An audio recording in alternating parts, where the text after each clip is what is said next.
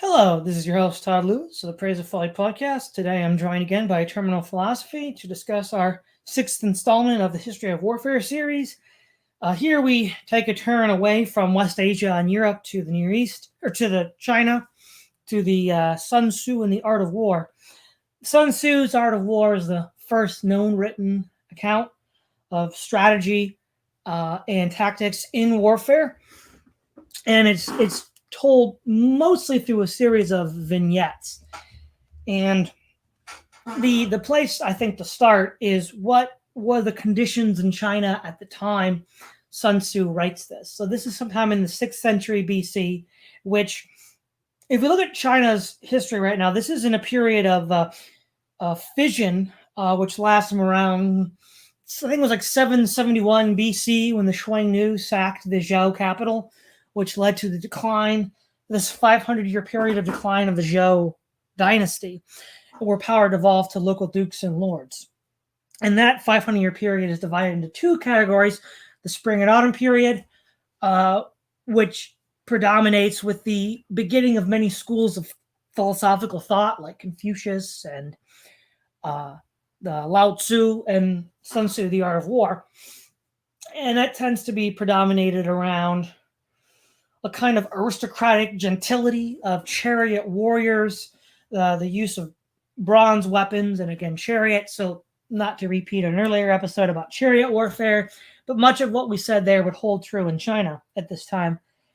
And as we saw with the advent of the Iron Age in the Near East with the Sea Peoples and Assyrians, we moved from a more genteel aristocratic society where there's sort of these conventions and norms of how you treat the other side to a more massed infantry formations wielding iron weapons and fighting in a much more cutthroat manner to achieve total victory over your opponent. So and Sun Tzu is sort of like in the middle of this period. He's in this spring and autumn period trying to move this way of thinking away from this aristocratic style of warfare, which had more to do with fighting for honor, whether that was to increase one's own prestige or to avenge some wrong, perceived or otherwise, against another force. And it was calling it a game is probably too trivial, but it was highly ritualized. It was more symbolic. It has, I think, more in common with what we mentioned earlier, the Flower Wars in Mesoamerica, in the sense that war is highly ritualized, and it's a way for a certain set of grievances or a certain set of competition to occur within these strict formalized rules. And that's all breaking down with the rise of mass formations. And Sun Tzu is in this period trying to argue that no, we need to move beyond this. We need to be more pragmatic. We need to see that times are changing.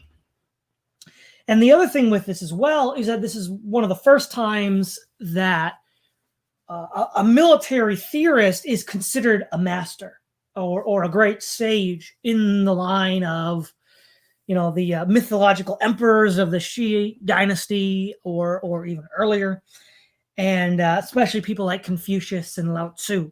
So it's also trying to put warfare and the study of warfare on the same kind of playing field and level as talking about philosophy, the gods, or the ancestors. And so this is sort of the milieu under which the Art of War is composed and written. So what are some of your thoughts, Terminal Philosophy? Right. Well, that was I think that's a perfectly appropriate introduction. For Sun Tzu and the Art of War, the first thing that came to mind for me is that it reminded me a lot of Machiavelli in terms of just how utilitarian and pragmatic he writes about war. If one phenomenon or factor or variable in a battle or in a war were abundant, Sun Tzu would likely advise to counterbalance that variable with its antithesis. For example, he advises against long, drawn-out, and bloody battles like sieges against cities and fortresses. They are time-consuming and they are costly in terms of casualties, and the construction of siege equipment and ramparts takes something like 6 months. Rather, he would advise that you send your forces to attack other soft targets elsewhere in the enemy territory, things like or targets like villages and trade routes and less fortified cities. That way, you're able to potentially draw out the forces from the more fortified location and fight them in open terrain. Or, for another example, if your forces appear too large and vast, he advises to spread them out as a way to make them to make your strength seem more diminished than it really is. He, throughout the whole book and throughout all these vignettes, he appears to be all about war by deception, victory by ruse, and ultimately, it's similar to the tribes of Joshua, which we discussed in our previous video.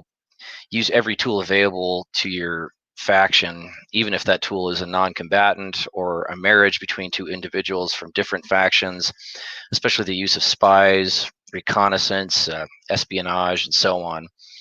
It's almost as if Sun Tzu is not necessarily advocating for any one type of war doctrine, but rather to be adaptable and dynamic and well-rounded enough as a general to fight any kind of enemy force, whether that means that you're fighting a force similar to that of the ancient sea peoples of the Bronze Age or the Vikings, or if it's a more traditional land army with infantry, cavalry, chariots, and so on.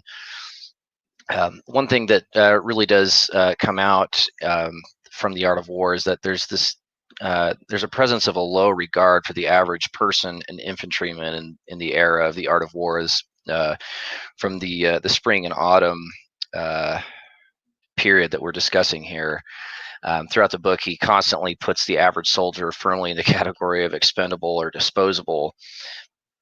In his 5 negative traits for a general to have, one of them is overconcern for your men. And for me, this must be a part of a broader view of the average person in general throughout this period. Somewhere in the beginning of the Art of War, there is the story of the sovereign's 2 favorite concubines, and these concubines are ultimately beheaded because they thought that they were a part of a game in the demonstration courtyard in front of the palace. Sun Tzu used their deaths as a way of showing that after they were beheaded for not taking his thought experiment seriously, that the rest of the concubines and women of the palace were totally disciplined to any marching orders that he gave to them. Something I'd point out as well is the presence of chariots in Sun Tzu's writing.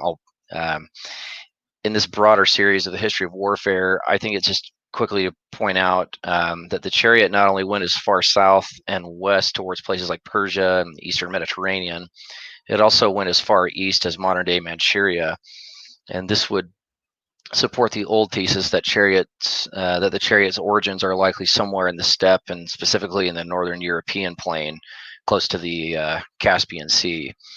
He discusses the importance of capturing enemy chariots and to be refitted for your own forces if possible.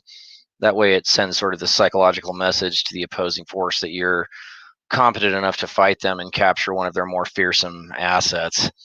And in general, the chariot is referenced enough times in the Art of War to suggest that despite its problems in the mountainous terrains and the challenges of its material upkeep, that the chariot was still a vital asset for its time, even though it was on the way out during this Iron Age China. It's probably important to point out, too, just in terms of chronology here, that the Eastern Zhao period is more or less believed to be the beginning of the Iron Age in China.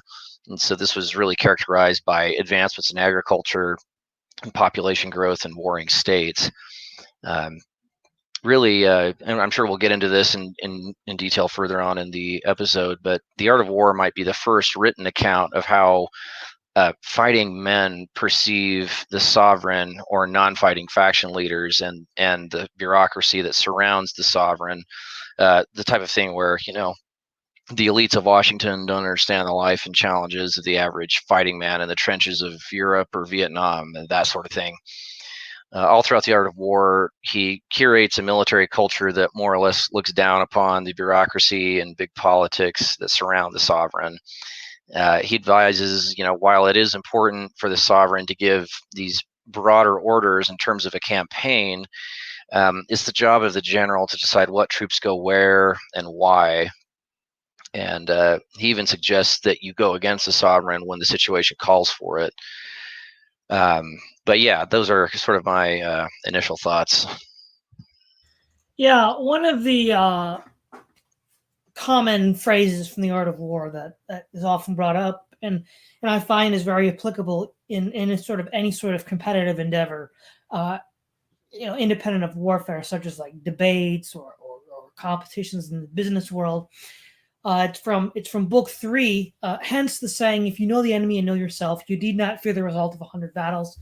If you know yourself but not the enemy, for every victory gained, you will suffer a defeat. If you know neither the enemy nor yourself, you will succumb in every battle." And for those who follow my channel and have seen my track record with debates, that sort of very early on was part of my preparation philosophy. That when I read The Art of War, I thought, yeah, this is really true, and I've seen other people who debated thinking that way. So, for example, like William Lane Craig often knows more about the philosophical underpinnings of the fedoras he's debating than the fedoras do, and that tends to accrue to William Lane Craig's debate successes, and with other successful debaters. And then so that was an intentional application of the principles of the art of war in my own sort of more public life. And it works. It works. It's something that is intrinsically true, independent of points in time, and even independent of the form of competition, whether it's a sporting event or business or debate or war. And I know you have some thoughts about that terminal philosophy. Yeah, well, as for the colloquial use of the adage, know your enemy and know thyself, yeah, I can think of a few examples of past debates that you've had that, where you've demonstrated a deep knowledge of both your own position and the position of your opponent. The first example that comes to mind is the debate that you had with the vegan British gal, some warrior princess, something, I can't remember her name, who, after receiving what I would consider a lesson in deductive reasoning and logic, it sort of devolved into this emotional artillery barrage against you in an attempt to shame you for being a meat eater. And the one that's related to it is that I think you and Master Sanders and a few other of your regular guests talked about. Oh, I can't remember the guy's name now, but I think he's the guy who popularized the debate of name the trait. I think it's ask yourself or something like Yeah. that. Yeah, well, after you guys discussed sort of the logical underpinnings of that argument, you guys really sort of agreed that it turned out to be sort of a red herring, and then where the TLDR answer to this, or the Cliff Notes sort of summary, is that while yes, you can't necessarily name any one trait that that neurologically sort of separates humans from animals, it's that there is a clear difference between animals and humans, even though you can't necessarily locate it or give a name to it, at least just yet within Western science. So it's sort of this. I mean, no diss to him personally, but it's sort of this kind of stupid vocabulary trick more than it is this robust, logical structure.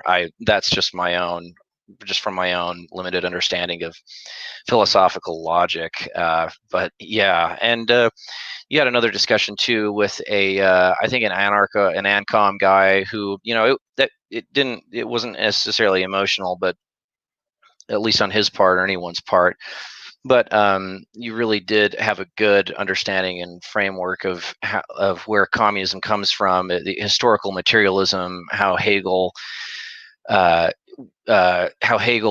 historical model was sort of the foundations for Marxist materialism, and there's no such thing as metaphysics, and so you had a really good understanding of that. And but yeah, I think I've never really seen any one debate from you where there appeared to be some disaster on your part. Yeah, I think the debate with the vegan gal was just more frustrating, is that she just was trying to shame you, and it turned into this this just juvenile attempt to shame you for holding the positions that you did, rather than some broader analysis of your views. Yeah. Another important vignette is this description of the different kinds of ground that Sun Tzu talks about. But the piece of ground that I'm interested in discussing now is what is alternatively translated as death ground or desperate ground. And in Book 11, we read, ground on which we can only be saved from destruction by fighting without delay is called desperate ground. So that means, let's say, a hypothetical, well, actually, it's not even a hypothetical scenario, but there were scenarios in Chinese battles where a general would go deep into enemy territory and then put his men's back to a river that could not be forded. And then the men would realize, okay, it's either we fight or we die. And also he says, if you go into enemy territory, you should destroy your wagon trains so that they have to live off the land, and that if they don't fight and win here, it shows that you mean business. And in a more relatively more recent example would be when Cortez burned the ships. He went to Mexico. He meant business. There's no going back. It's on death ground. Now, that is a environmental factor, to be sure, but I think the idea of desperate or death ground can also be extrapolated into a kind of psychological or mental space. And one of the problems of the Casablanca Conference in 1943 was the insistence on unconditional surrender, which many people, ranging from Eisenhower to the Air Force Commander Ira Eaker to the British military historians H.B. Liddell Hart and J.F.C. Fuller, all sort of observed and commented that this is insane. The Germans are going to fight to the bitter end. They're not going to give any quarter. They're not going to try to surrender or negotiate to make the war shorter or less bloody. As Sun Tzu says, you should always give the enemy a way out to avoid, a bloody confrontation. And so what that ended up happening is now death ground with unconditional surrender is not just a piece of land that you're on. It is a psychological state. And by insisting on unconditional surrender, the Western Allied powers put the Japanese and the Germans on death ground, which ensured that the rest of World War II would be longer and bloodier than it would otherwise have been had they not made that blunder. And the only nation to really benefit from this policy of putting the Germans and Japanese on death ground was the Soviet Union, something that was commented on by both J.F.C. Fuller and H.B. Liddell Hart. And there's histories of World War II after they analyzed these factors. So I think what's interesting, a lot of what Sun Tzu talks about can also be extended to this kind of psychological plane, which is beyond mere physical troop dispositions or physical environmental factors, which he is very sensitive to and is the origin point of this context. But I think it's also helpful to view it in terms of a psychological event or a psychological component, in which case unconditional surrender is a very foolish strategy in that it puts everybody on death ground that you're fighting, which makes the war longer and means more blood and treasure expended on both sides. So what are some of your thoughts on that terminal philosophy?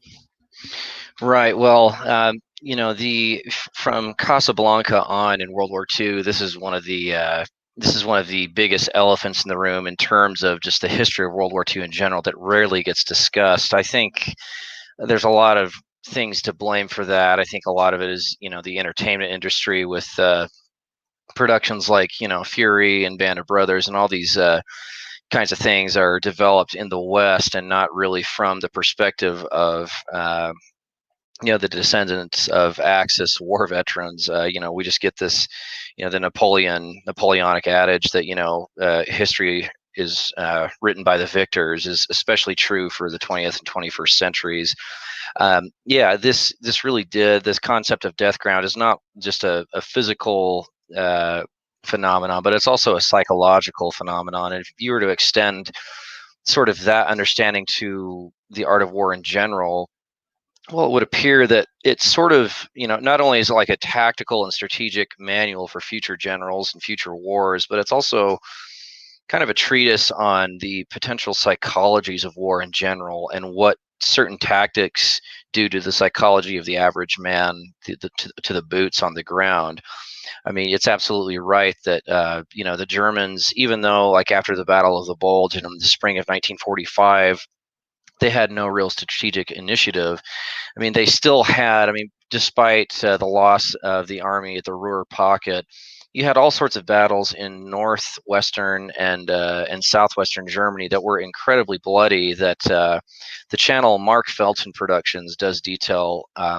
He does a great job of detailing a lot of those conflicts where you had heavy armored, sort of ad hoc, independent German armored units fighting off these, this unending stream of British and American armor.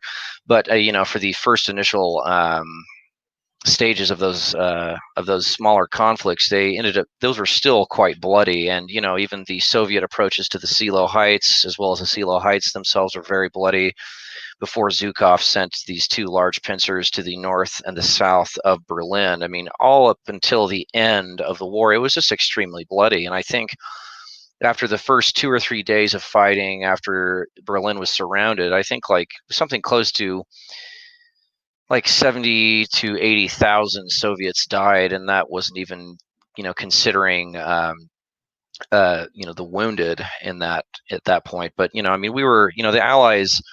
I'm really frustrated by this worldview that the Allies were the good guys and the Axis were just the bad guys, and then you sort of dust your hands off and walk away from it. Well, I mean, we were strategically bombing civilians just to deter the Germans to keep fighting any longer. So yeah, I think that's where Sun Tzu has a really good point, where give your opponent a way out so it doesn't turn into a longer, more bloody conflict. I think that's absolutely true even to this day. And one thing that we talked about earlier before the episode started was this dispersal of information amongst lower officers, or to what could have been considered non-commissioned officers at the time. There's sort of this elitism amongst the generals of that time, probably of the Zhao period, especially the spring and autumn period, where only the highest ranking officers are in possession of this broader strategy and battle plan. Well, I think you and I would both agree that, as far as the opening stages of World War II, for a lot of these early Soviet formations in the western steppes of Russia, that this would prove to be a huge disaster. The Third Reich is still accredited with the largest troop encirclement in history near Kiev, of something like almost like, I don't quote me on this number, but I believe it's somewhere around 650,000 Soviet conscripts were ended up surrounded, due in part because of bad dispersal of information. Where, in Dennis Showalter's book called Hitler's Panzers, while the T-34 in its opening stages against these lighter Panzer IIIs was it was very devastating on these lighter German Panzers, what they ended up finding out is that there was typically one T-34 with a radio antenna, and that radio operator, or that platoon commander, was going to the battalion commander, but the rest of the tanks that didn't have a radio were simply informed of maneuvers by hand and flag motions. Well, the Germans just started targeting the the tank with the radio antenna, and that would send the corresponding lower tanks into sort of this tactical disarray, and they were easier to pick off. So, and that really extended to a broader strategy, to where the Soviets just endured these huge losses, really millions of men in terms of dead, wounded, and captured. And it wasn't until Stalin really backed off and there was more of a dispersal of information amongst lower ranking officers, and eventually towards the end of the war, where the Soviets showed experience with close air support, artillery, and other corresponding infantry units. The Germans, the United States, and the British were generally successful throughout the war because there was sort of this collegiance amongst the officers, as well as a strong culture of NCOs that had a good understanding of the battle plan at hand. So even if a second lieutenant gets his head blown off in battle, whether it was a British, German, or an American officer, the NCO could, in theory, take take it upon himself to take that role on and continue fighting, as opposed to the troops just routing and fleeing, like older periods. So, not to filibuster you on World War II, but I think those serve as some good examples of why dispersal of information is so critical, for lower, even to the level of sergeants, staff sergeants, and second lieutenants. It really is that crucial. Yeah. The other, I think, other very interesting element of the art of war is his discussion about spies. And he mentions that, to raise an army of 100,000 men, it takes 1,000 pounds of silver a day to keep it going. And he writes, hostile armies may face each other for years, striving for victory, which is decided in a single day. This being so, to remain in ignorance of the enemy's condition, simply because one grudges the outlay of 100 ounces of silver in honors and emoluments, is the height of inhumanity. And then he says that none should be more rewarded more liberally. No other business should greater secrecy be preserved. And we really see how important an espionage network is, whether it's Moses and Joshua preparing for the invasion of Canaan, whether it was the Mongols preparing to conquer their kingdoms, or there was the Western Allies in World War II, where they had cracked the German Enigma code. And really, one of the key factors of why the Western Allies were so successful from 1943 to 1945 is precisely because the Germans were in the dark when it came to information. They had not cracked or infiltrated the Western Allied information network, so they're generally operating in the dark. Whereas the Western Allies could read all the German information and then pass it on to the Soviets. So the Allies kind of knew what the Germans were always doing.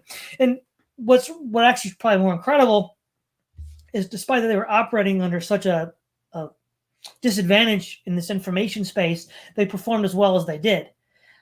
One could have easily imagined that the Allies would have had a much harder time in the West had they not been able to read German, commands and German strategic positions.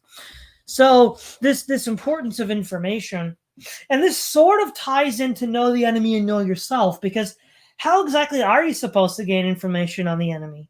Well, unless you knew this guy before. So in the case of the American Civil War, you might gain information because you all went to West Point and you all fought in the Mexican War. So, you kind of know what to expect from the other guy.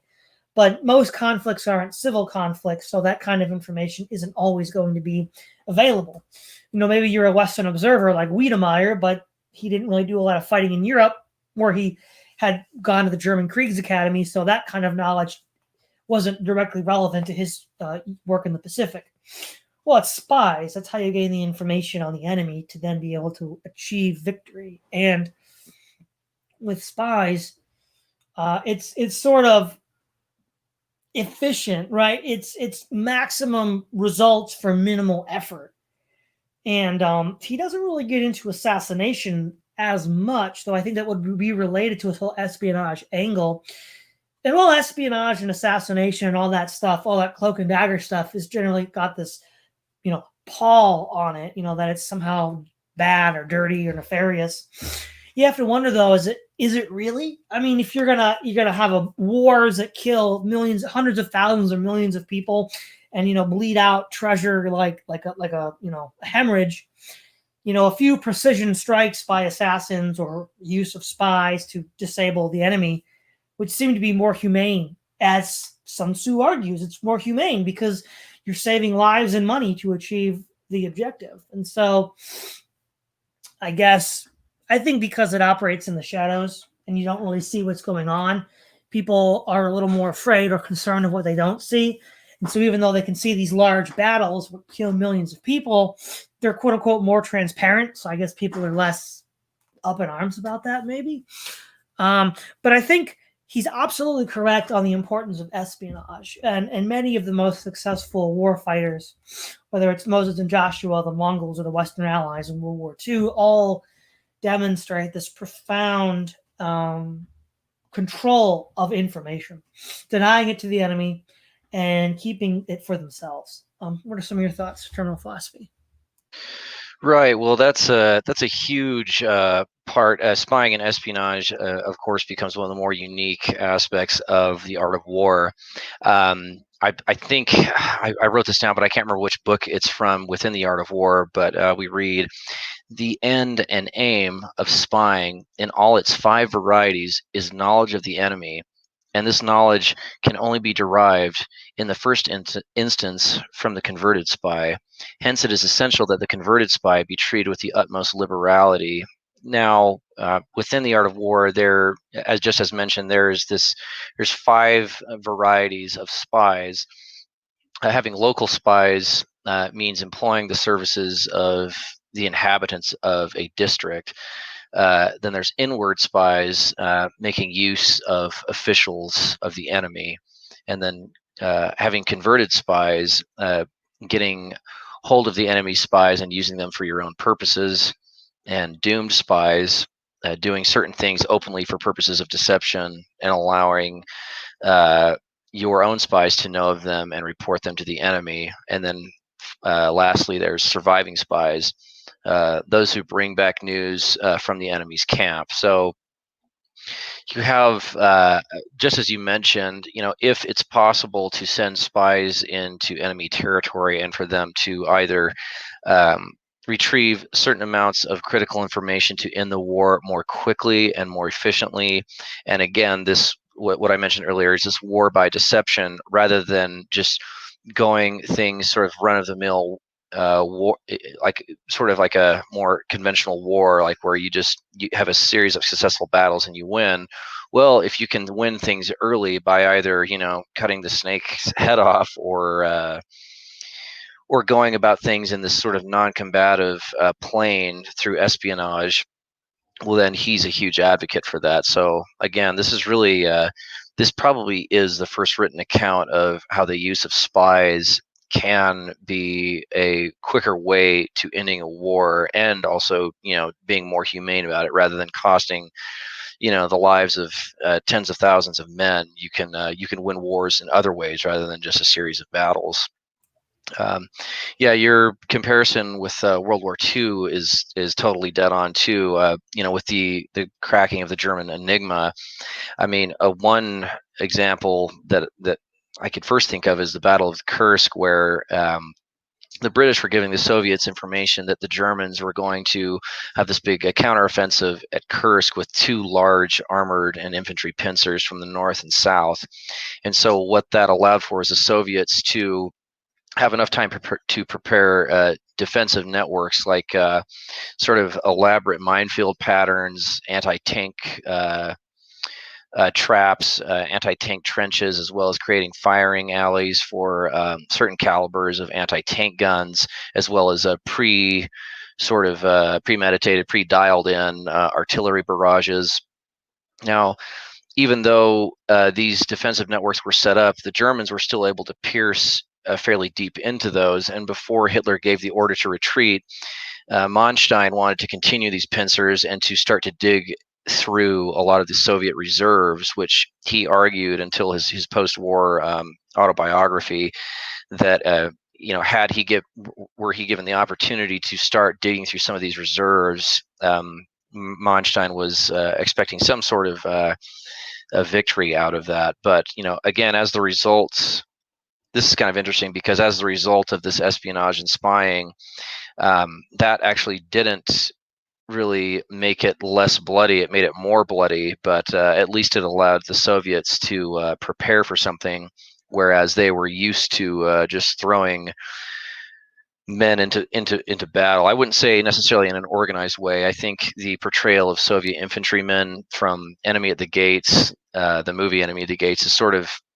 it is accurate to a point, though. I mean, later on, post Stalingrad, the Soviet forces, as Stalin backed off away from micromanaging his forces, they did become more of a professional army, but it did take some time. I mean, they had a pretty low regard for their forced conscripts, and they had a very, very high tolerance for casualties. So, but again, yeah, that's a good example. Kursk is a good example of how spying has an effect on battle.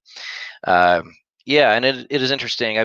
As for spying in general, he also discusses a little bit about assassinations from spies and the use of assassins, if possible, to take out generals or a faction leader, if possible. He doesn't really advocate for that super heavy. He just says that if that's available to a spy or an assassin or some type of individual, that it should be executed. Otherwise, just in general, Sun Tzu is advising against long, drawn-out, and bloody wars. He's trying to be as efficient, as pragmatic, and utilitarian as possible. Again, I think he really is the Machiavelli for any future general or military leader. Yeah. Now you've been mentioning this throughout this discussion, and I think if there is a difference between an Eastern and a Western way of war, that the Eastern way of war, as we see with Sun Tzu, is essentially disregarding of the life of the individual soldier and even of subordinate commanders. Sun Tzu says that if people take actions or commands or that were not ordered by the general, they should be executed. The idea is that the general should only tell people as much as they need to know and no more.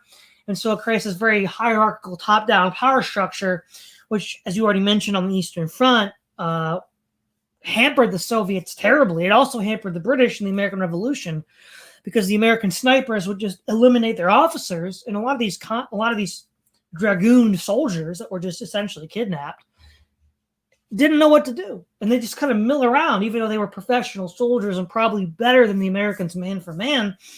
They were without leadership. You cut the head off.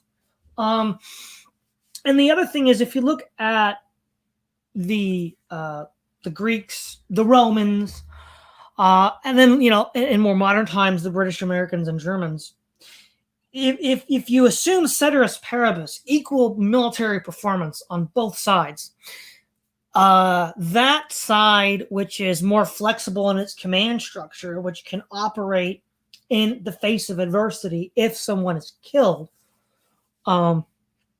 is more likely to win, because you can't hedge against all misfortunes. You can't hedge against all inconveniences. And we also see that part of this is also the result of the fact that the East is more autocratic than the West. So you have an emperor or a dictator or whatever, or general. They have absolute power. They make all the decisions, and everybody else just doesn't really matter. They're also not educated, so you don't have a literate population that can read orders and follow orders. That's why you have to just drill it in by rote. Whereas in the West, you tend to have more literacy, which means people can read orders, they can process orders, and then act accordingly. And if you have poorly trained conscripts, then yeah, one man is as good as another. He's not useful for much. But if you have highly trained professionals, then they are very valuable, and you don't want to squander that. And the West generally has followed a quality over quantity mentality. We see this with the Greeks versus the Persians. We see this with, the Germans versus the USSR, or the United States versus the communist forces in the Cold War. And it generally leads to success. And we also see that the cost of failure in such a case can be catastrophic with disasters like Stalin. Even though Stalingrad was technically a Soviet victory, the losses were catastrophic. Operation Mars, which is the attack on Army Group Center at the same time, was a complete failure and a catastrophe for the Soviets, as well as all of these others. And I think what Sun Tzu demonstrates, and this is where I would think that I strongly disagree with his analysis here, is that it is better to have educated, literate officers and soldiers, such that you can entrust them with responsibility, such that you can offload to them some of the decision-making processes that lead to military victory. Part of this is also the result of politics. If you have a system where they're invested in it, so like the Greeks and the Romans were invested in the political system, you could offload that responsibility to them, and they would do their due part. So in the 18th century, where you had essentially criminals being dragooned into the army and the navy, you didn't give them a lot of leeway, because you knew they would just try to run away if they could. And the French Revolution changed the art of war in Europe, because people felt they had a stake in the system, and so you could give them more freedom of action. And it was that freedom of action that allowed the French Republic to perform so well against the reactionary forces of Europe. Their men could perform much more sophisticated military operations because you could offload the initiative to them in a way where you weren't concerned about the degradation of military effectiveness. And there's a lot there. So, what are some of your thoughts, terminal philosophy? Right. Well, you're right on the money in terms of identifying this dichotomy of quantity versus quality from east and west. I would disagree with Sun Tzu's analysis as well, in the sense that, well, you and I have the advantage of sitting here in the 21st century and looking at this broad sort of collection of conflicts and asserting that quality in troops, as well as as having a flexible command structure, usually bodes well better than this sort of highly aristocratic command structure, where the few men, the sort of this oligarchical top command structure knows everything and everyone else is just expendable. Well, yeah, it proves to be far less disastrous if you're an army of literate soldiers. As for your example with the French Revolution, that was a huge turning point, in the sense that people are no longer sort of medieval-esque subjects, and they're now citizens as part of a nation. Well, that a few people talk about that, but that would have a huge effect on a fighting spirit of any size of force. That had never really happened on a large scale before in history, and I think you can attribute that as to why Napoleon was able to smash through all these Prussian states, and all the way through to Russia. Now, I can't remember which historian I read this from, but these Oriental city-states in ancient China and Iron Age China really did suffer from this highly aristocratic command structure, not until medieval China with the Ming Dynasty, where you had more of a flexible, as you said, a flexible command structure, where officers who had approximately the size of a force of something like a battalion or several battalions up to a division or a brigade, they were given, their generals would tell them on a map, you have this certain area to work with where you can use this as flanking maneuvers, and if your casualties hit this point, retreat across this landmark, or set up a new camp over here, or have your reconnaissance remain here and the bulk of your forces go there, so on and so forth. There was a degree of trust and autonomy given to these mid-level officers, and that's where you see these huge really, you have these big land victories where the Ming Dynasty was able to capture a large swaths of territory that went extended further north into modern day Manchuria, into the Korean Peninsula, but also much further west into mainland modern day China. So yeah, I think we're in total agreement there. Yeah, it really is fascinating to see that in warfare, no matter what period, or no matter what technology is available, there really is a psychological component that you have to address. Even if you were a commander of, say, like NATO forces in Afghanistan, where all of your men are, from literate, highly technological societies, and you're fighting, former Mujahideen, Al Qaeda, insurgent types. There, no matter what, it has to be addressed, because a lot of these, for example, I think it was General Petraeus, was talking about the psychology of a lot of the insurgents, and said that they're kind of here. They were never really fielded in a way where they could just take on a bunch of United States and British infantry and armor formations. Really, they had sort of this ambush, sort of like hit and run type of a mentality. So of course, you would brief your men on that, and you would adjust accordingly.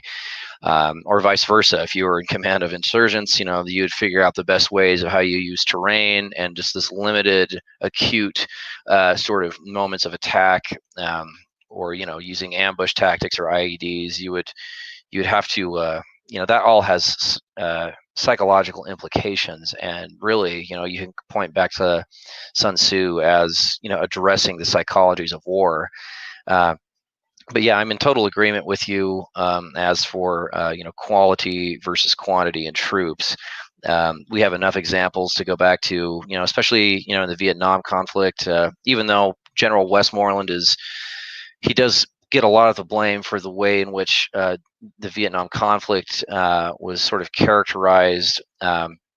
We still had high concentrations of well-trained troops. We had the presence of Army Rangers and Marines, and even though on paper we technically we didn't win. I mean, we inflicted far more casualties on the North Vietnamese and Viet Cong than they did to us, and I think that's in part due to quality of training, the quality of the society in which those troops are derived from, and yeah, it's a common theme throughout military history.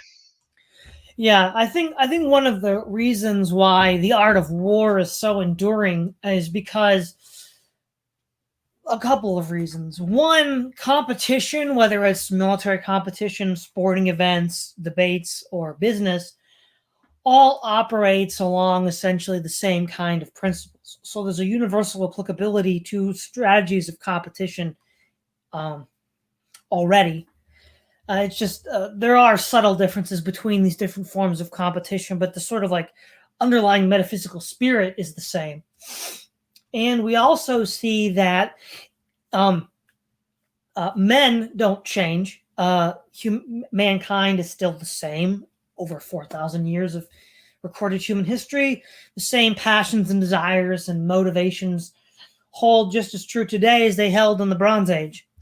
And second of all, this idea, which was uncommon in the interwar period, the 1920s and 30s, and also popular with the post-Cold War era with the end of history of Fukuyama, was that warfare had fundamentally changed. So, right, with the advent of tanks and airplanes, in the case of the interwar period, the atomic bomb after World War II, or information technology after the end of the Cold War, we see that it didn't really fundamentally change at all. The tools might have changed, but the underlying principles didn't change. And in many ways, the sort of freshness we can see with of the art of war is that, for example, from Vietnam until the first Gulf War, there was this debate on, politicians getting in the way of the generals, the planners, and the general narrative is, well, Vietnam was bungled because the politicians didn't let the generals fight it according to the rules or principles of warfare. And the first Gulf War was successful because George Herbert Walker Bush had kind of hands-off approach and let the generals plan effectively for this operation. And that sounds very fresh, but Sun Tzu is saying this 2,500 years ago. So, but what it does show us, though, is the universal applicability is in part because the underlying metaphysics of competition is the same throughout history between different kinds of competition.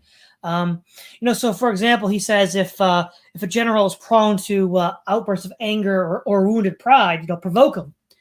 Well, the great Japanese samurai duelist Musashi also won a famous duel by appearing late because he knew it would provoke his opponent to anger and wrath, and he used that to his advantage to kill him. So it's true even in a 1-to-1 competition, even without having to have large armies. And so I think that's the underlying lesson from the art of war, is that competition, war, human nature don't change. And that's why it's such a fresh and universally applicable source. What are your thoughts on that? Right. I think that's probably the best takeaway from the art of war. Besides addressing in various chapters of the book how he, it's this broad overview of the ways in which psychology affects warfare. He also has chapters on sort of more dry and tactical sort of preferences and approaches where, he talks about different types of terrain like mountains, rivers, marshes, and plains. He talks about the 5 bad habits of a general, which are recklessness, which can lead to destruction, delicacy of honor, and over concern for your men, which we talked about earlier on, cowardice, and having a bad temper, which you mentioned. So, and there's a lot of, you probably, we've discussed this too in other videos in this series, but in ancient warfare and medieval warfare, the time of day and the positioning of the sun is really important, because depending on where the enemy force is coming from, you can use the sun to sort of blind his approach. Sun Tzu talks about that a lot, and where if you're in a shaded area and the sun is facing the enemy and they're approaching you, well, he says, well, don't move, just wait for them to get as close as they can before you attack. So again, I would say that in modern warfare, the time of day with the advent of things like night vision goggles and all sorts of advanced surveillance equipment, that's not really much of a factor anymore. But I mean, that really does last up until I mean, even night raids and attacks during the night were fairly rare until about the midway through the 20th century. I mean, the Germans in the World War II actually came up with the first sort of like type of night vision equipment where they'd put it's kind of like these sort of like deep colored red spotlights that they'd put on certain vehicles, as well as assault rifles like their STG-44s and so on and so forth. But those were just built in limited numbers, and but yes, I'd say today that's much less of a factor. I think we're probably getting to closing statements, but I think you summarized it perfectly, that, despite all these sort of gadgets and toys and weapons available to men on a battlefield, things really haven't changed that much. The motivations are more or less the same. I think men in general, whether it's from the Iron Age up until the modern period, all have a limited range of fighting capability, and they are all affected more or less by the societies that they are derived from, their physical prowess, as well as to what degree they are allowed to conduct war in, given how flexible their command structure is and what types of war doctrines that they're defined by. The Americans in World War II, even though that they had every material advantage you can possibly think of, they were still adaptive enough in difficult terrain, in places like the bocage country of Normandy, or the dense sort of dirt road, or the sort of dense forest roads of the Ardennes. Our forces were, dynamic and willing to change fast enough in order to adapt to a new situation. Whereas you could say, for the French in World War I mean, they were still sticking to a lot of old world, rigidly defined military categories and ranks, where they weren't willing to change something there on the battlefield. They knew that they were good at a few things, and they were just going to stick with it no matter how bloody things became. So again, adaptability, and as well as willing to wage wars in other ways, like in terms of spying and espionage, can prove to be far less bloody for your nation if you're willing to go down that road. So yeah, I think if you're a future member of any military, especially in a commanding capacity, I think the art of war is still indispensable even in the 21st century. Yeah. Well, again, I'd like to thank you again, Terminal Philosophy, for joining me today. Yeah, thanks for having me as always, man. Yeah, this is Todd Lewis of the Praise of Folly podcast, signing